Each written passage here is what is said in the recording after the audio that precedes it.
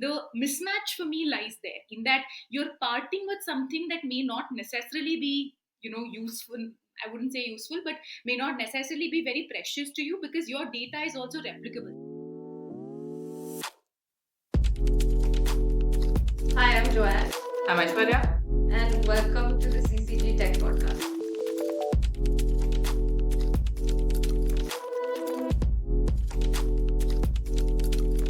Great. Hi, Manjushree. Thank you for joining Aishwarya and I today. Before we dive into our conversation, we'd really like to have you introduce yourself and tell us a little bit about the work that you do. Right. Thanks, Aishwarya. Thanks, Joanne, and thank you, CCG, for having me here. It's always wonderful to speak about competition these days, especially with the tech audience. It's all the rage right now, isn't it?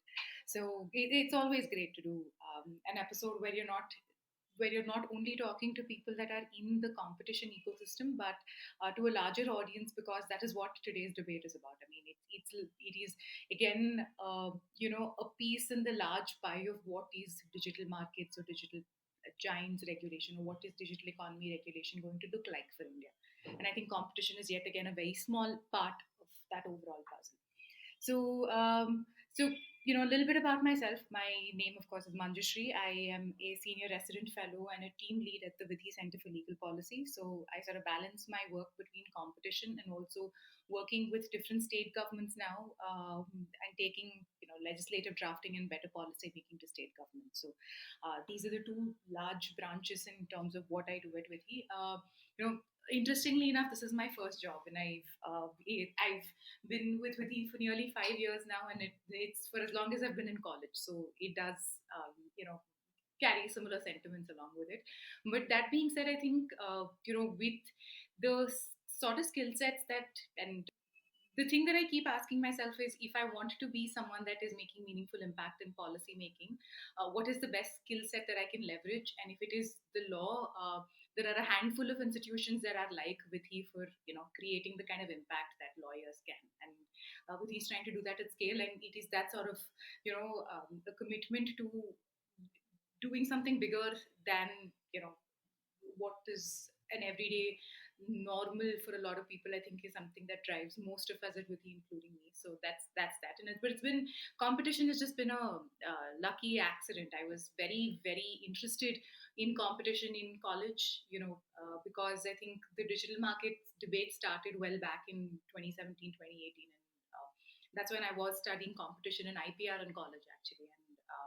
And there was a call out for applications for a research fellow to assist on the CLRC report. If you remember, the CDCL was in fact preceded by the CLRC, and it's in fact the same committee members that even sat on the deliberations for CDCL.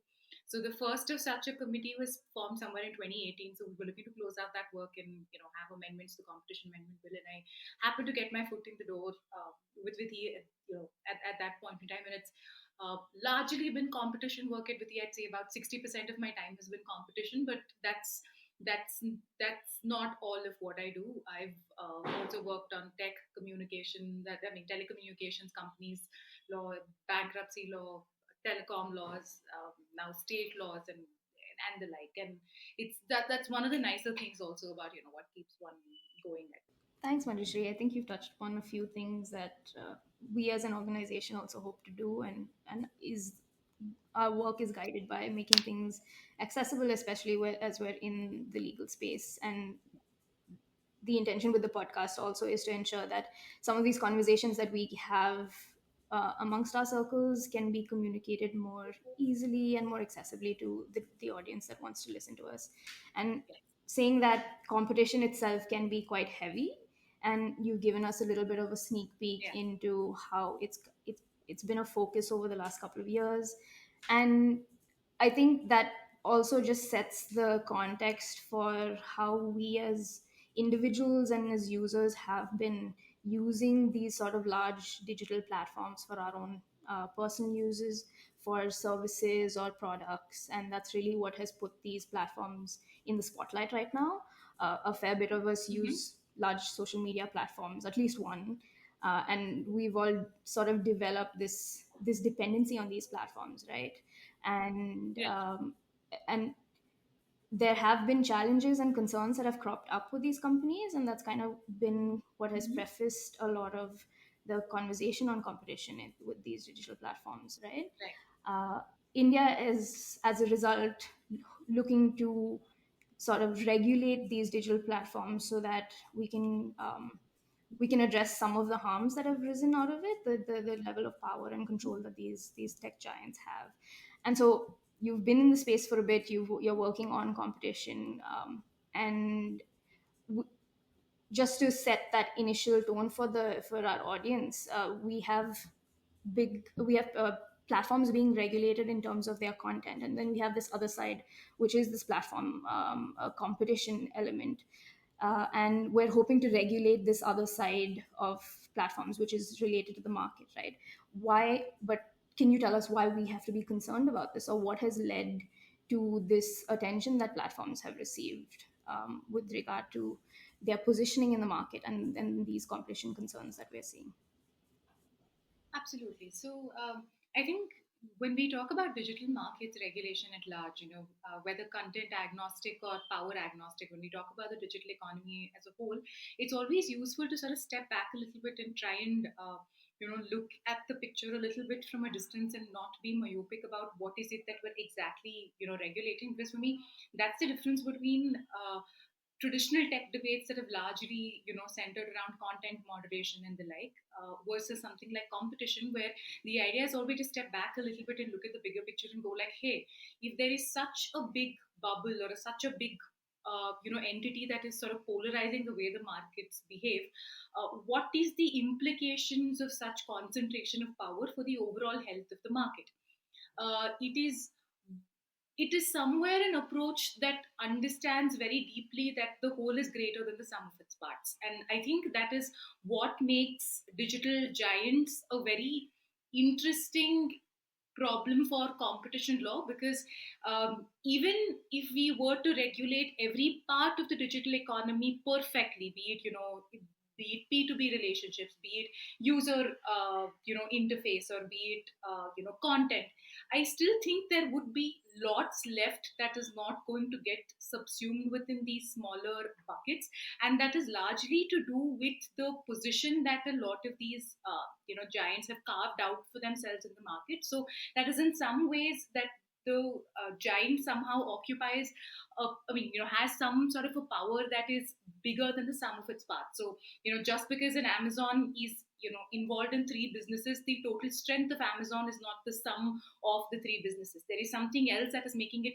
powerful, that is reinforcing its strength every day in the market for it to keep going, growing powerful. And this is something that digital markets have shown us in far more of a extreme scenario, where we've seen, especially this again, pandemic was also a historical, there was sort of an accident here that collided with the way humans were adopting technology, and we were forced, there was a push to move a lot of things online that also fueled a lot of this. But e-commerce, for instance, during the pandemic was a boom. So what I'm trying to get at here is that competition at the end of things, when we look at digital markets regulation as a whole, and as the entirety of the puzzle, is trying to be one specific tool that measures how powerful these entities have gotten and what we should do with them. But where it differs from existing models of regulation is that it doesn't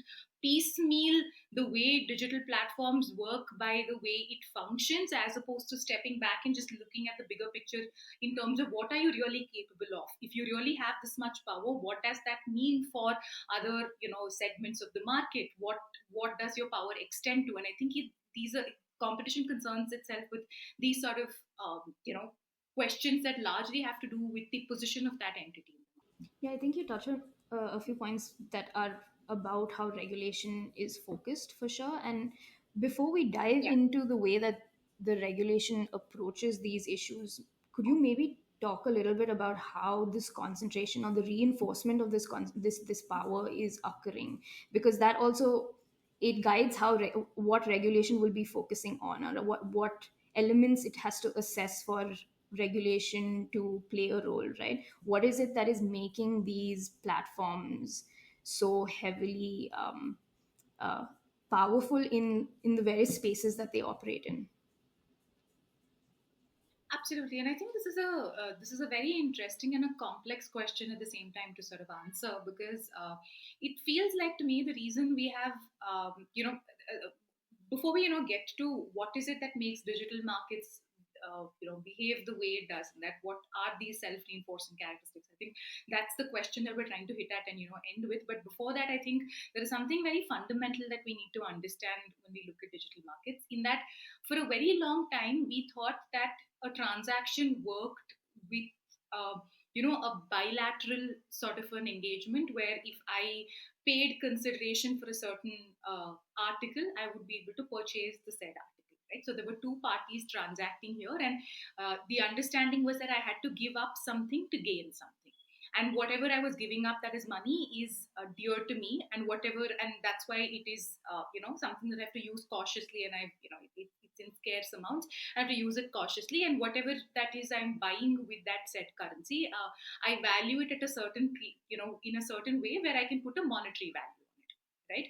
Now, what sets digital markets apart is that it feels like we have discovered a completely new source of currency called data, and it is central because it is in some ways trying to play positive sum games, in that I am parting with something that need not necessarily be very valuable to me, because that's somewhere a central theme that we have to touch upon here, in that the data that I part with when I engage with digital platforms, if I individually try to put it on eBay or somewhere else, it's going to be worth nothing. Right? It's going to be worth, there's no way to put a value on that data. But suddenly, if there is someone sitting and aggregating that data, it becomes super powerful in ways where we can predict how consumers behave to what they will buy to. I'm sure we've all read of cases where Target predicted the fact that someone was pregnant before the girl's father knew, and analytics works that beautifully.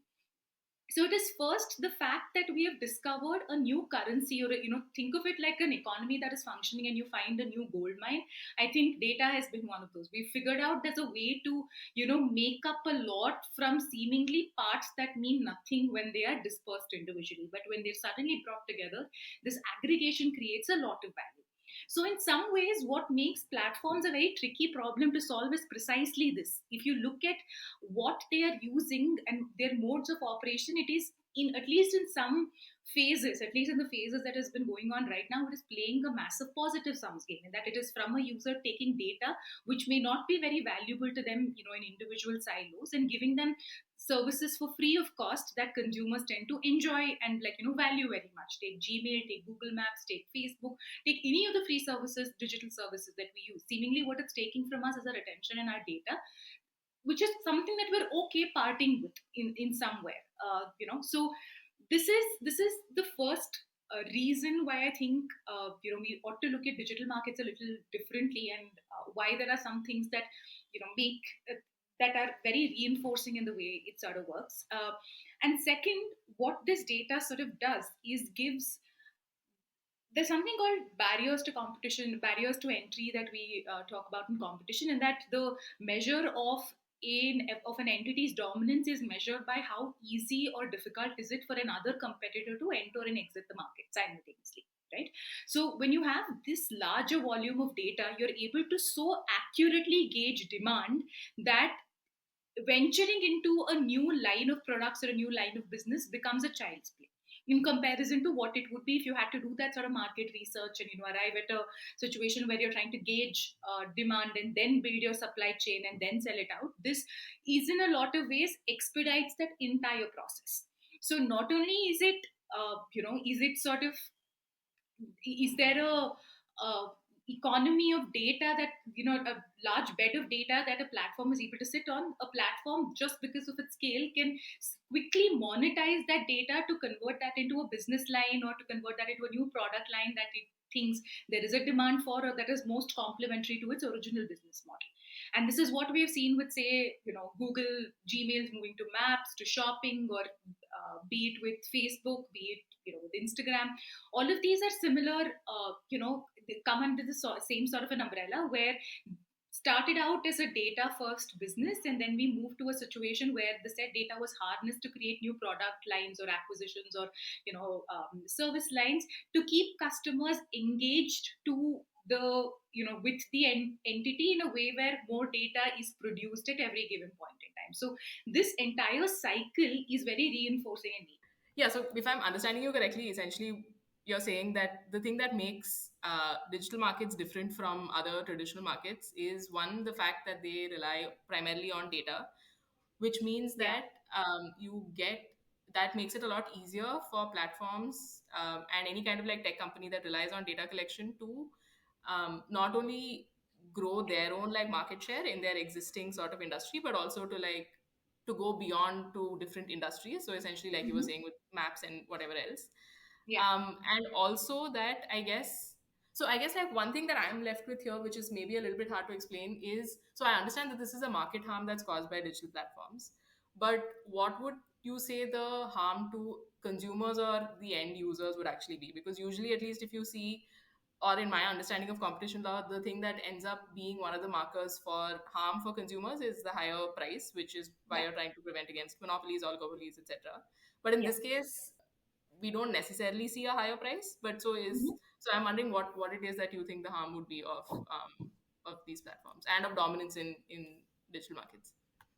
Great. That's actually a very pertinent question to sort of look at, because you're right in that we've always looked at competition law from the angle of price, in that, consumers are better off if they're paying far lesser for the products and prices for products are usually far lesser if there are multiple people competing to, get the eyes of those particular consumers.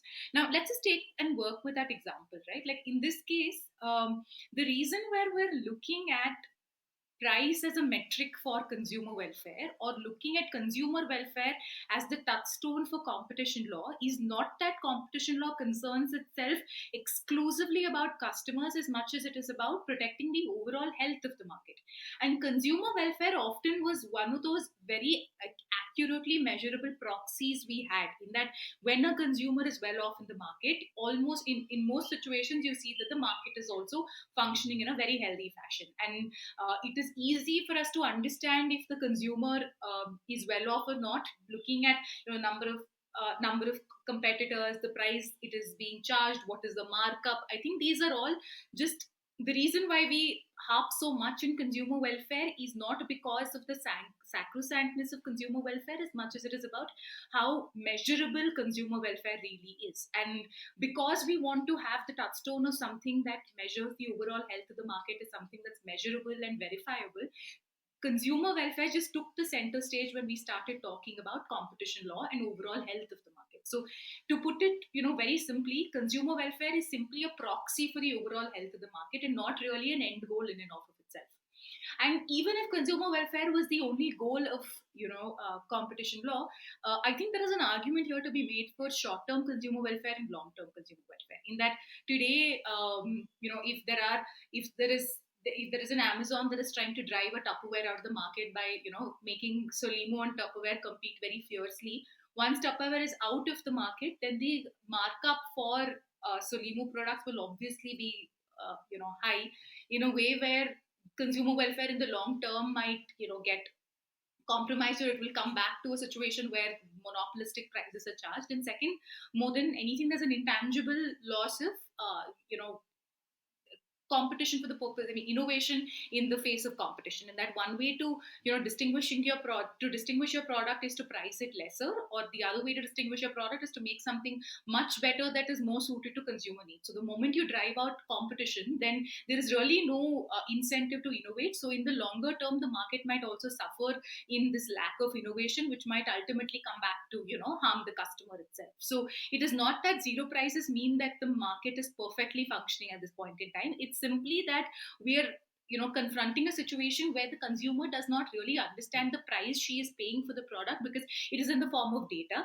And how do you make a consumer value something that they can't independently spend as a currency, right? Like, this data is only valuable when it is aggregated, but this data means nothing if I were to take it to a shop and try and use it very similar to currency. So the mismatch for me lies there, in that you're parting with something that may not necessarily be useful I wouldn't say useful, but may not necessarily be very precious to you, because your data is also replicable. There is nothing that you are losing by parting with that data. It's a non-rivalrous resource, and you don't really care much for it in terms of the kind of services you're getting back for these products. So really, what sets the market apart here is the fact that the consumer is parting with something that she's not aware of in terms of how to evaluate it, and that sort of brings me back to what we were talking about consumer welfare, in that there is, if there is a loss of consumer welfare, we're dealing with a situation where the consumer is not aware that they are experiencing said consumer loss. So it puts competition authorities also in a weird position where they're not sure if they are acting too early, if they should wait for the harm and consumer harm to fully materialize, or even try and understand really as to what consumer harm or consumer welfare in digital markets could look like.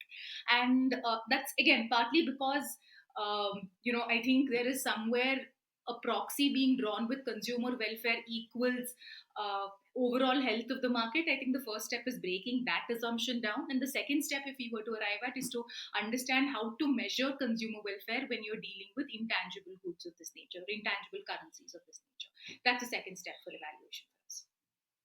There was a lot there that I think we can go into, and a couple of different like places we can go to. But I think like maybe one good place to start from what you said. So um, your point is well taken that essentially consumer welfare in competition law is not a virtue by itself, but is something that you, as you said, use to assess the health of the overall market.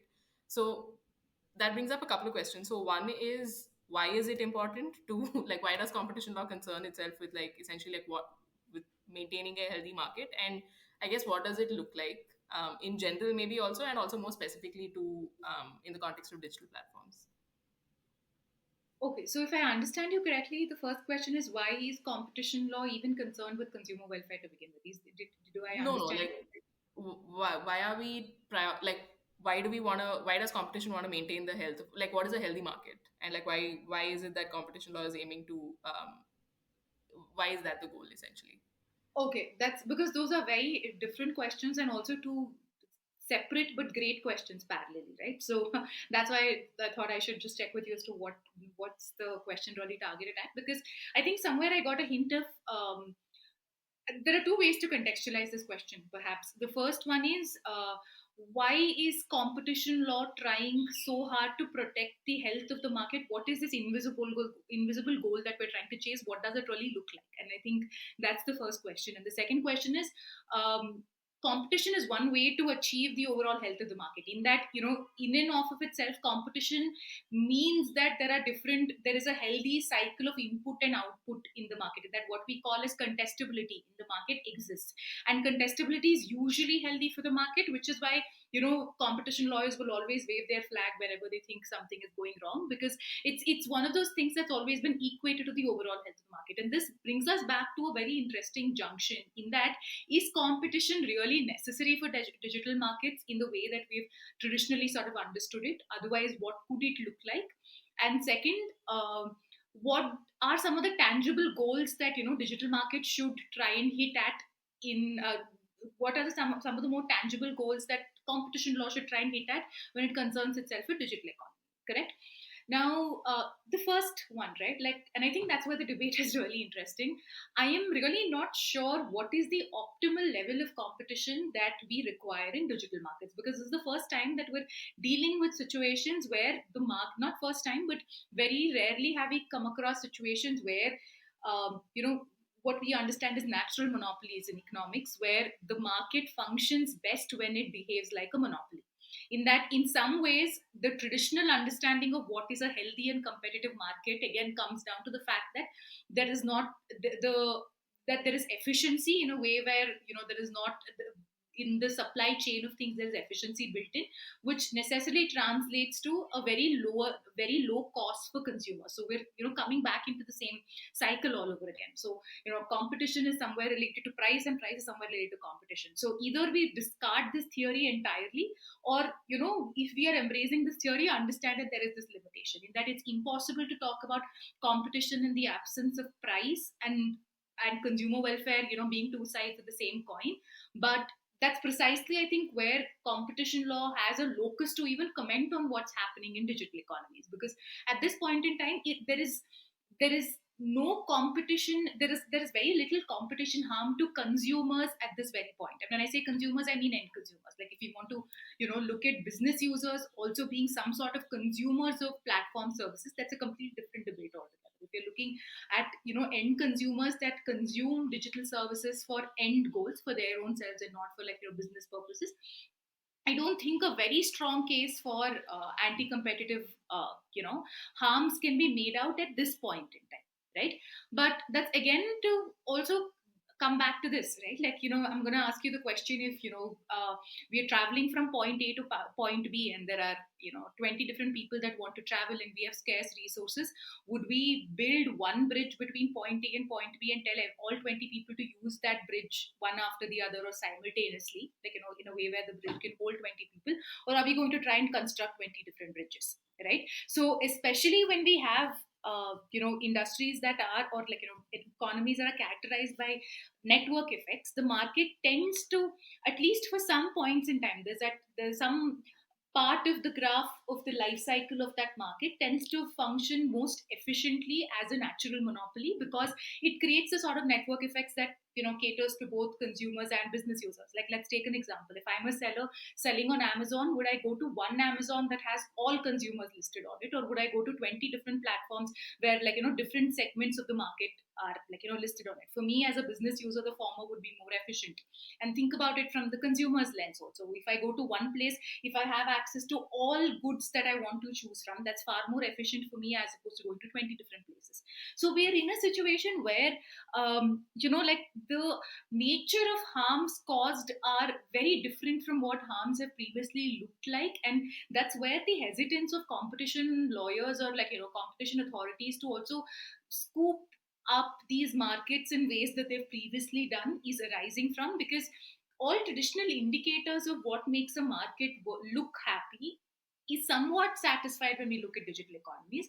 But that may be because of two things: one, digital markets are very, very different from anything we've seen before, or we have not yet arrived at a point where digital economies is a competition problem. It may be a lot of other problems, but we've perhaps not yet arrived at a time when when digital markets are a competition problem for consumers. So that's where I would sort of leave this question. I think you've broken down a bunch of different elements that speak to why it's difficult to identify what harms look like. For Yeah. example, what the steps are that competition law and competition approaches can take to deal with it, because we are in this situation of and these circumstances that digital markets have created for the first time. Uh, so if I'm thinking about this, the way forward right now, especially as India is looking to regulate, becomes a bit challenging, right? Because we can't we can't necessarily rely on the ways that we've dealt with competition harms and anti-competitive behaviors in the past.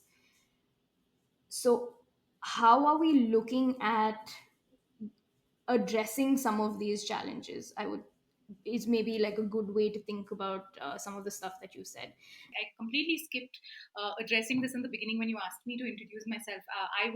I've been part of all competition legislations over the past 4 years that the MCA sort of come out with. That's been the CLRC report, the competition amendment bill, the recent CDCL report, and all of these. I've sort of led these projects on behalf of VIDHI. So I think my understanding of what competition law should be like, and coming to your question in this case, like, what should competition do in a situation like this, is so much not only is a lot not only a function of what is the right thing for the market to, I mean, what is the right thing for regulators to do right now, but also what is it that regulators are truly capable of doing at this point in time, given regulatory capacity issues that we have in India. And to answer this question, in the absence of talking about how different the CCI is from, say, the EC in Europe, would be a stark disservice to, general policy making in a developing country like India, right? So let's sort of come back to this a little while later. But the reason I'm putting it out there is because I think a lot of what I will say going forward is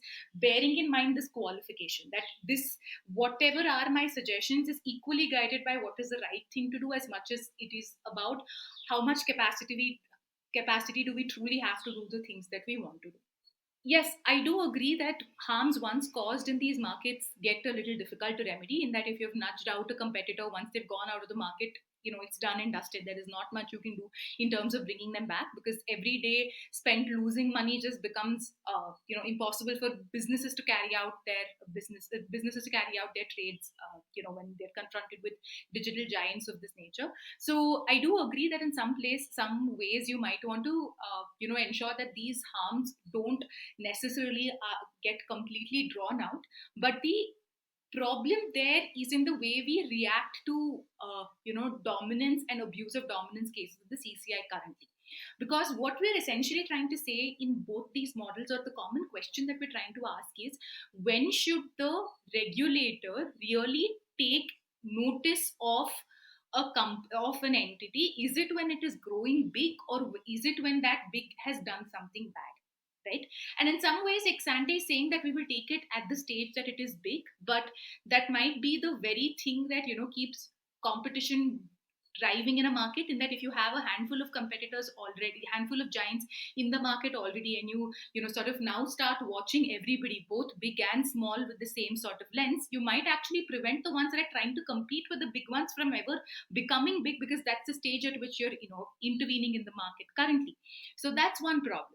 And the second problem is that ex ante regulation requires us to be so precise about what we seek to prohibit, because digital markets are just constantly innovating and are moving several light years ahead of, in terms of what regulators can keep up. The last thing we want in a situation like this is to stifle innovation as a whole in the market, because that means a lot more problems than just competition for the large Indian economy. So that's one part of it. And I think in some ways the digital competition bill is very right in its spirit, in that we ought to do something about it. But whether that something is in the shape of the digital competition bill that it currently is in, I am not really sure. I think that's where we need a lot more debate. And at this point in time, it's still a committee draft. I mean, it's just simply still at a suggestion, in largely a suggestive sort of a way. And this is not even a draft that the MCA has put out. So there is a lot of scope and avenue for negotiation. And I hope we're able to arrive at something that is both keeps into account where is really the problem, as opposed to trying to fix something that may not be the heart of the problem.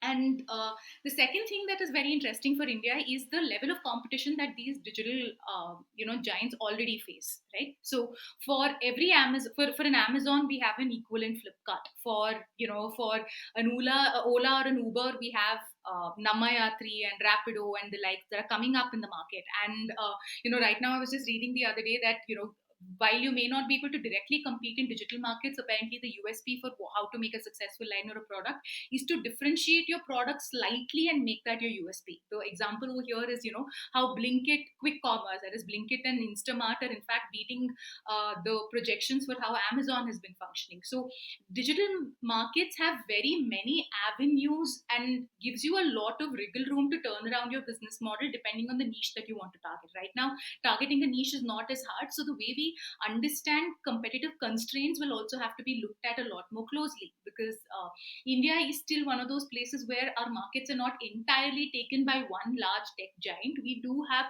substantial amounts of competition. Of course, I mean, this does not apply to places like app stores where Google clearly is beating at a 90 plus. But in at least a large segment, large part of the digital economy, there is enough competitive pressure to keep the market healthy. So the question that we really ought to ask at this point in time is that introducing new competition laws, is it, in terms of its impact, will it help the market run better than status quo, or will that change period come with an opportunity cost so high that it might stifle innovation? And that's sort of a more of a practical question that I think we'll have to consider for the digital competition.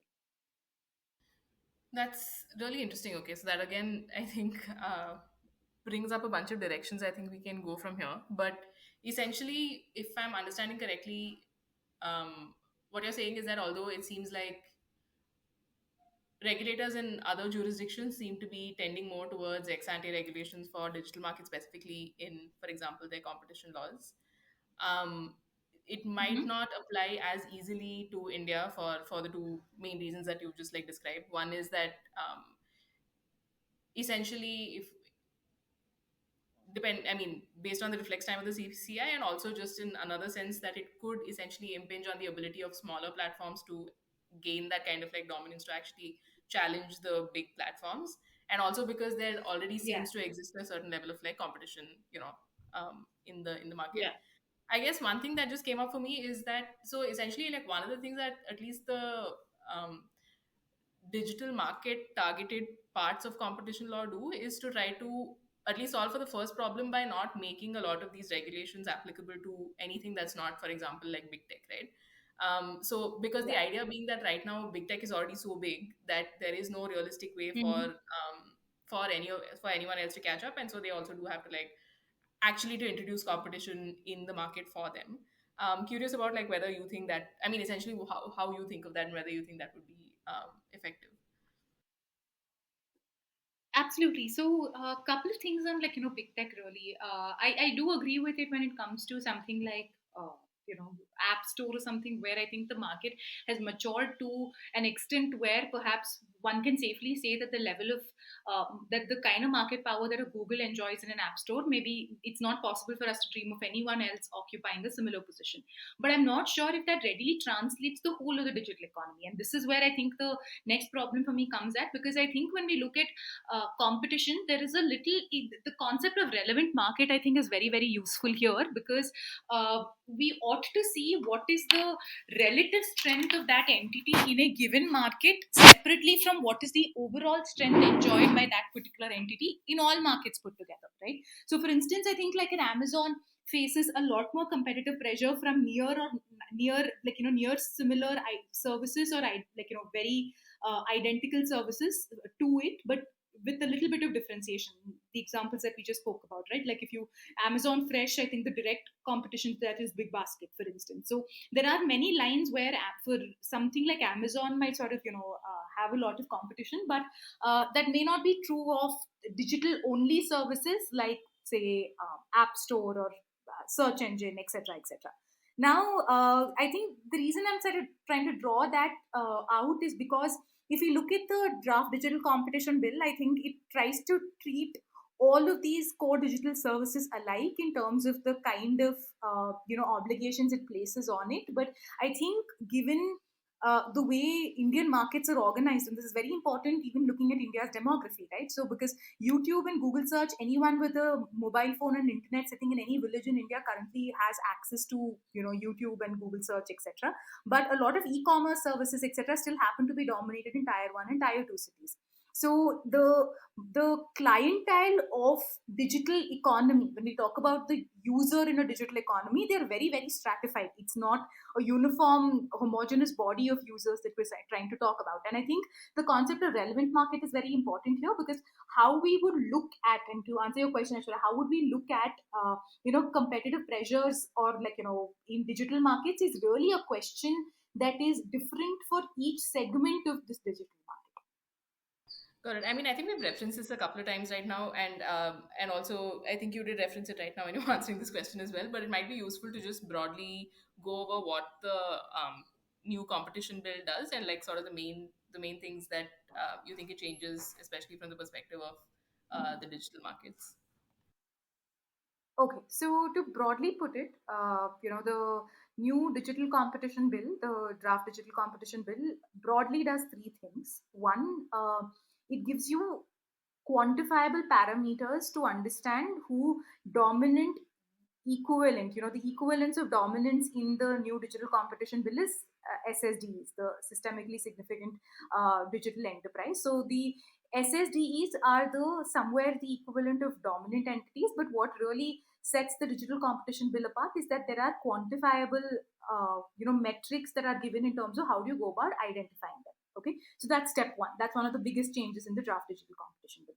Now, step two is that entities self-assess whether they fall into that category, and file with the CCI, that file a notice with the CCI saying, hey, I am an SSD, so I do come under the framework of this bill.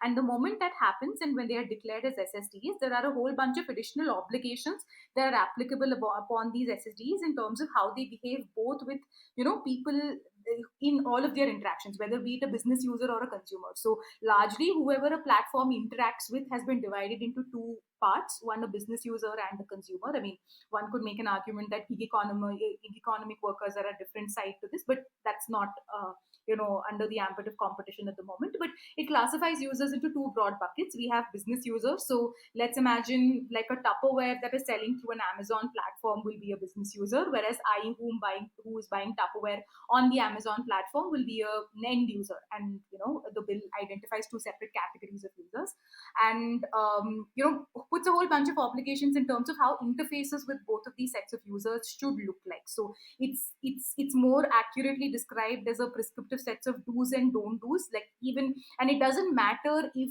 they lead to an abuse or not. And that's the more important part of this, in that, like, in competition, which brings me to my third point, in that when we previously looked at competition, not so much in India actually, but elsewhere in the world, there is something called an effects based doctrine that we look at, in that it's not only important that the uh, conduct that we are looking at is a breach of a conduct, but you should quantifiably be able to prove that it has in fact resulted in an anti-competitive harm.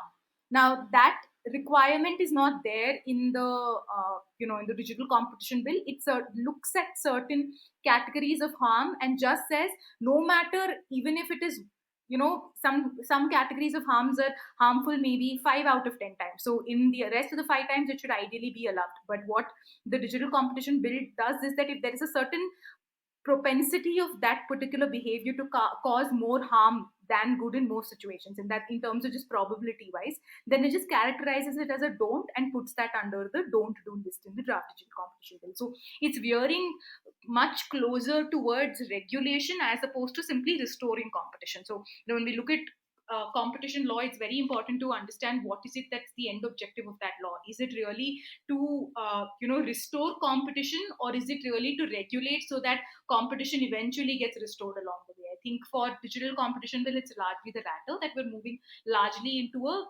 regulation first sort of environment, even for digital giants. And the third thing that it also does is to sort of keep these obligations upon SSDs to be notified by the Competition Commission of India, in that it leaves the substantial part of lawmaking in terms of what these obligations in practice might look like, with what is called a digital and data markets unit, something that is supposed to be built within the CCI, and they will, in a consultative way between industry players, consumer bodies, and business user unions, arrive at what are some of these lists of do's and don't do's that should look like in practice. So for instance, if we're talking about fair contract terms, what does fairness mean when you're talking about a gig economy worker versus when you're talking about a business user? So these are very, very different questions that require context specific answers. So this is largely left to the CCI to do.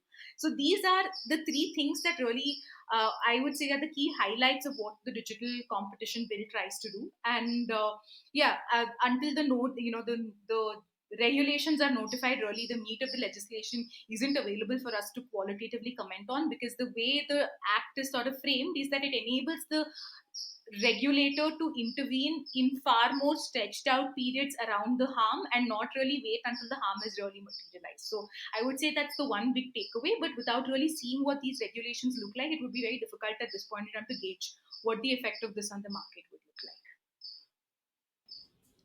Thanks, Manjushree. I think that was a great sort of summary of some of the main things that the bill is doing, and just even for someone who's been trying to read a little bit about this. So if I understand correctly, the bill is looking to identify certain entities that will fit their definition, and that would have certain obligations that have to be complied to by them.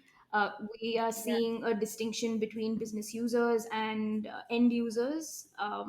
And for me, that really struck out is the fact that there's going to be a separate unit to actually deal with some of these issues on a case to case basis. And I think that's really important, especially because over the course of our conversation we've talked a lot about how some of these things, some of the harms, the way that the market works, even trying to identify its benefits to users, harms to users, both end users and even just market players are not so straightforward, and it would Yeah. require that level of flexibility to just essentially assess things on a case to case basis. So I think that that's helpful to know. And Hmm. the next question that I really have is just something that I've been thinking about. It's more of a fringe question, so feel free to tell us what you think about it. But the way that some of these regulations, like you said, is not necessarily to restore competition in like the most ideal way, right? It is to regulate some of the behaviors and the market players, and that is something that Yeah. is happening across jurisdictions as well. A lot of it is to essentially bring back some of the to address some of those anti-competitive behaviors. But with some of these large platforms, and I know that it's a little bit different in the Indian context because we are seeing sufficient, or at least a little bit of competition in different markets, like you said, like different parts of the market. But a lot of these really dominant Yeah. entities, uh, at their very core, are essentially aim to continue to maintain their dominance, like that being their objective, so that they can reap some of Hmm. those benefits, right, of control in the market itself. And there have been a lot of different suggestions to address this main dominance question. For example, how should we break Right. some of these large big tech giants into smaller companies, or even some of the uh, regulations like the Digital Markets Act in the EU of trying to make services interoperable, trying to force mandate data sharing.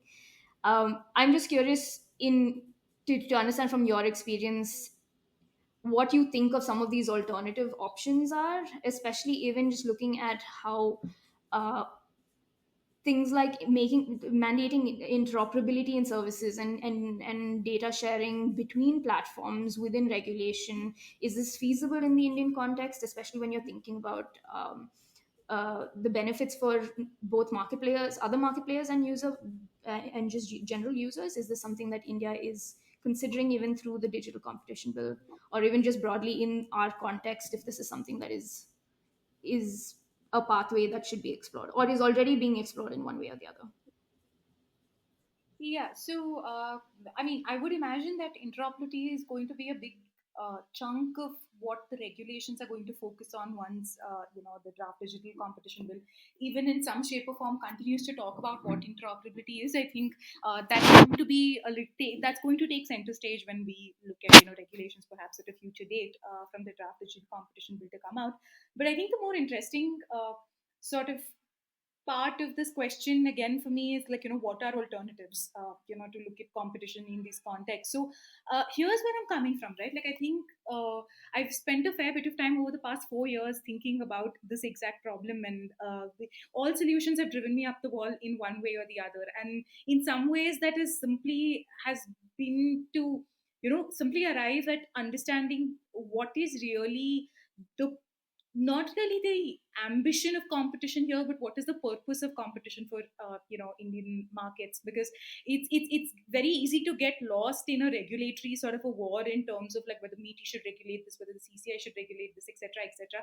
I think a better question to ask here is to have a healthy digital economy and healthy digital markets. What are the individual purposes of each of these legislations? And if I were to sort of answer that for competition, I've always sort of maintained this, that the idea of whether regulation or competition, right, like, is to maintain accountability of the entity that you're looking at. And competition is one way of ensuring accountability to the market, and regulation is a way of ensuring accountability to the state, right?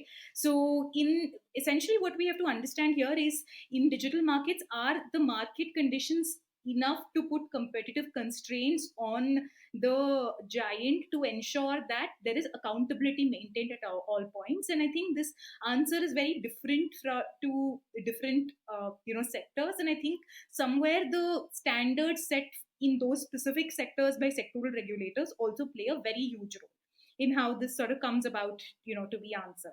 So I think the first step as an alternative that I'd sort of like, highly recommend at all points is, I think there should be a project that ensures that uh, all regulations that pertain to it is largely a tech and something, like even if you're looking at registration today, right? Like, it's how do you ensure that what constitutes as notice of delivery when you're looking at emails or when you're looking at under the registration act. And these are small questions that require to carry out a technical impact assessment across all of these legislations. And I think once we do something like that, we'll arrive at what is really the field of play when we look at our digital economy from a regulatory lens. And I don't think in India we have that true understanding of what is it all that we need to concern ourselves with when we're talking about digital markets regulation, because competition is probably the tip of the iceberg, but what really makes up a lot of regulation in this country comes from government orders, notification, rules, regulations. And I don't think there's a comprehensive enough study to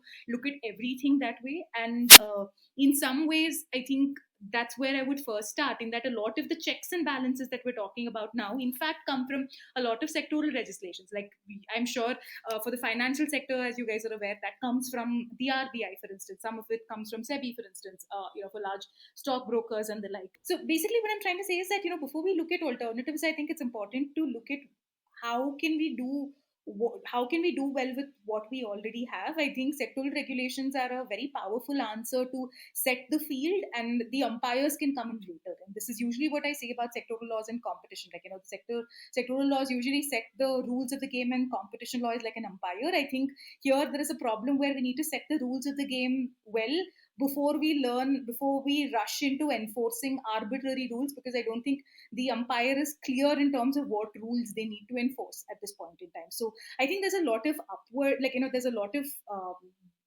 worm's eye view, bottom up thinking that we need to do for digital regulation as a whole. And I just don't want us to be rushing with the tool of, with the sledgehammer of competition simply because we can. That's the other thing. And something that I think I've constantly sort of always thought about during deliberations, even with the CDCL and elsewhere, and when I've spoken with others also on this, whether we be it in India or outside, is that enforcing ex ante regulation, because I don't think we've spent enough time sort of talking about why is ex ante regulation, why is an ex ante regulation being considered, and if at all can we consider it for the regulatory capacity we have, is a serious question to ask, simply because ex ante regulation requires you to be very precise in your scope and enforcement, which means that you need to have very robust technical capacity and regulatory capacity. Because I'd like to always compare this to a keto diet. Like, if you're doing a keto diet really really well, and if your fats are in the ratios that you need to take them, and your carbs are extremely low, that is the chance of errors are really low, then you will definitely benefit from it. But if you try and do a 70% keto diet, in that you're high on fats and you're high on carbs, then you have the worst of both worlds coming in. So if you're signing up for ex ante regulation, you have to be really really precise and very very tailored in how you do it. What is perhaps worse than status quo is a poorly implemented ex ante set of laws, and we really need to be very wary of that, because I think at this point in time, as opposed to our markets in general, not only digital markets but for all of Indian markets in general, I think more than lack of competition, regulatory uncertainty and regulatory risk is a bigger problem for businesses to flourish. And we need to just ensure that we're mindful of this, because competition is but simply another layer in what makes up the entire gamut of regulation for digital markets. I think some of those comparisons that you've made are super interesting. I did not expect for a keto diet comparison to competition to be made, but I think that some of those points that you've So I think this is what happens if you've spent. a long time. I'm Sorry, Joanne. Please continue. No, of course, but you've spent a lot of time thinking about some of these issues, and just the regulatory capacity and constraints and just uncertainty with the regulation that we will have to deal with if we go down this path is something to consider. And I think that's a great point Yeah. to I talk don't about. think Yeah, sorry, go ahead. Absolutely, because I think this is my bigger problem when we look at lawmaking in the country as a whole. I don't think we look at the opportunity cost pretty seriously. I think there is somewhere a prima facie assumption that if there is a market problem or if there is a market failure, the government has to intervene. I don't think the costs of intervention are mapped against costs of non-intervention, and I think that somewhere defeats the purpose of informed policy making or lawmaking in the country in its entirety. I think that's been my worry even with the new criminal codes, for instance. I mean, the kind of monies and the kind of resource it will go to train police force on new, section numbers, etc. Just this is the resources that will be spent on doing exercises like that and training the judiciary again and training everyone from clerks to staff to officers is a mammoth exercise. And I think somewhere we forget that as a developing country, our resources are best utilized elsewhere as opposed to trying to do the sort of things that we sometimes get into a frenzy about doing.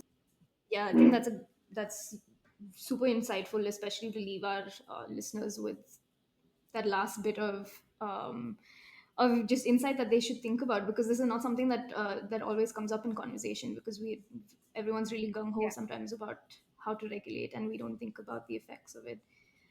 But thank you so much, Manjushree, for taking the time to speak to us. It's been a long conversation, and you broke down a lot of big concepts and processes in the market, and even just the digital market. So thank you so much for taking the time.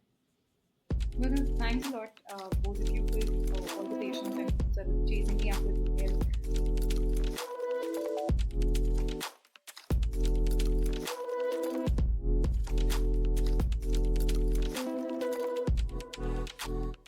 We would love to hear your thoughts on the episode and your suggestions on what topics you would like us to cover. You can reach out to us through email or find us on our social media. We will link the details of these in the show notes. Lastly, we would like to thank National Law University Delhi for their support in creating the podcast. If you enjoyed the conversation, please like and subscribe wherever you're listening to the podcast. We look forward to bringing you more content. This podcast is created by Center for Communication Governance at National Law University Delhi. This episode was edited by Gopika.